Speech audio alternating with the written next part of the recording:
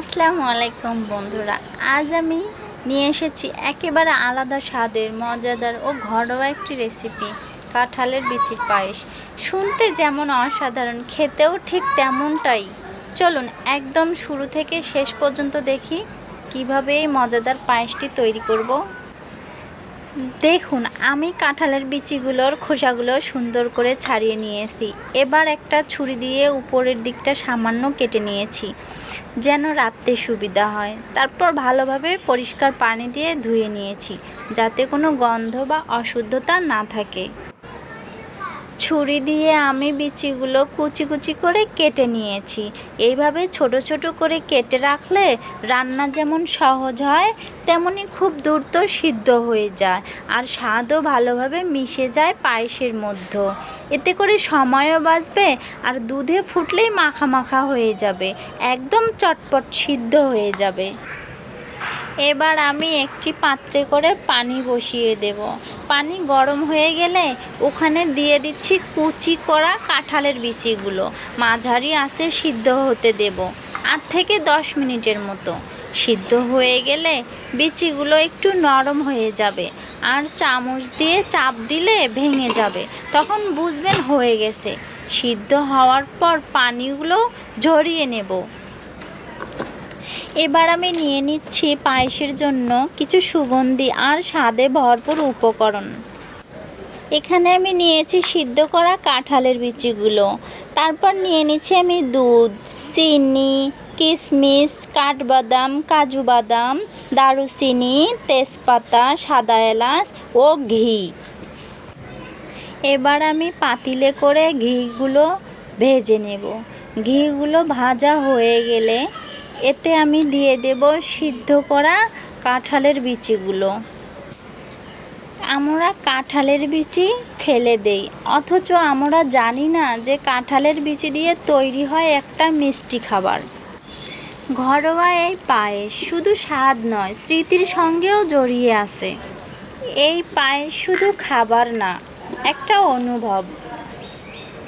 এবার আমি এর মধ্যে দিয়ে দিলাম আগে থেকে সিদ্ধ করে রাখা কাঁঠালের বিচিগুলো।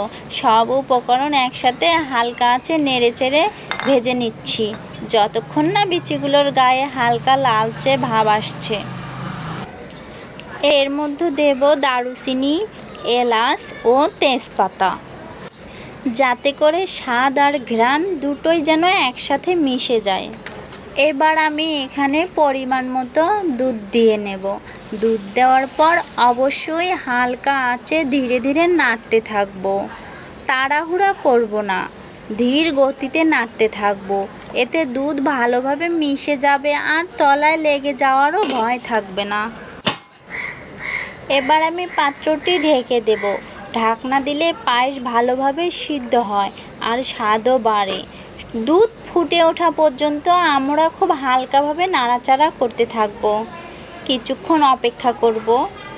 তারপর ঢাকনা খুলে আবার একটু নাড়াচাড়া করব যেন তলায় লেগে না যায়। ঢাকনা দিয়ে ঢেকে রাখলে পায়েসের ভেতর উষ্ণতা ধরে থাকে, যা স্বাদের গভীরতা বাড়িয়ে দেয়। এবার আমি দিয়ে দেব পরিমাণ মতো চিনি। চাইলে বাসায় আপনারাও এভাবে পরিমাণ মতো চিনি দিয়ে নিতে পারেন।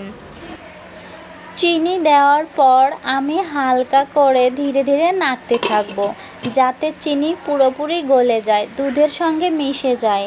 তারপর দেব আমি কিশমিশ, কাজু বাদাম, কাঠবাদাম। এগুলো দিলে পায়েসের স্বাদ আরও একটু বেড়ে যায়।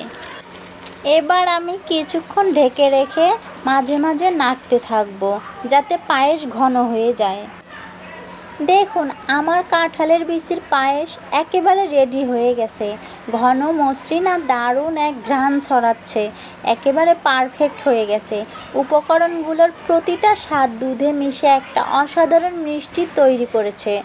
গরম গরম খেতে যেমন দারুণ, তেমনি ঠান্ডা করে ফ্রিজে রেখে খেলেও অসাধারণ। তো বন্ধুরা, কাঁঠালের বিচির এই মজাদার পায়েস যদি ভালো লেগে থাকে তাহলে একটা লাইক দিন, কমেন্টে জানান কেমন লাগলো। আর এমন ঘরোয়া স্বাদের রেসিপি পেতে চ্যানেলটা সাবস্ক্রাইব করতে ভুলবেন না।